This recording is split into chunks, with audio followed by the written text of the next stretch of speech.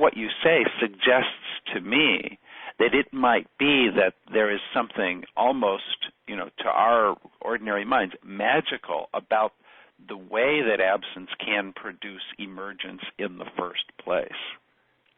It's hard to apprehend it as anything other than miraculous. And yet you're saying that there may be something in the nature of pattern and physicality itself that has these features, which then suggests something about, to go back to your spiritual reference, the Tao Te Ching, is there's something about the Tao itself, like that is, being itself contains within it a potential for emergence that can emerge even the highest values. And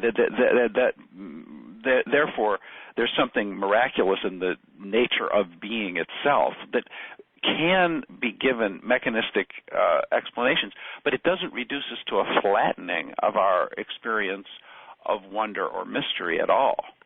Yeah, I agree with that. And in fact, I think that one of the powers of this kind of brainstorming that we're doing and thinking ahead is that it's basically showing us that there should not be a discord between the science and the spirituality. But what's interesting is that this is basically saying that it's the science that has to catch up in one sense. The science is not sort of verifying the spirituality in any of the traditional senses, but it's finally providing an explanation for what we are. And it's got a long ways to go. We don't have all the details. But the advantage of that is, I think, something really powerful.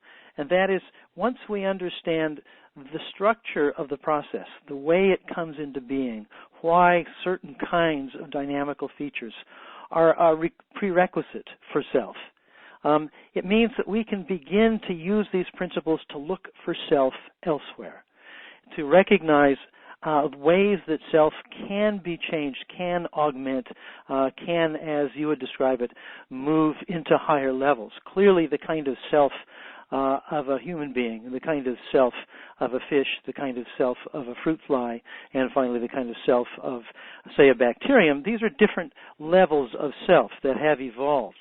But as we begin to understand the principles as to not how things evolve biologically, but how new levels of self emerge and why they have the features they have, we have a remarkable tool not just for understanding the world, but also a remarkable tool for making sense of our place in the world, why we in fact belong, why we're an appropriate part of the universe, or as the mystics would say, so the universe, so outside, so inside.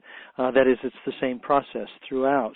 I think that's where science should be going. It should be moving in a direction to explain those things that we hold most dear about beauty, truth, and, of course, the experience of the world.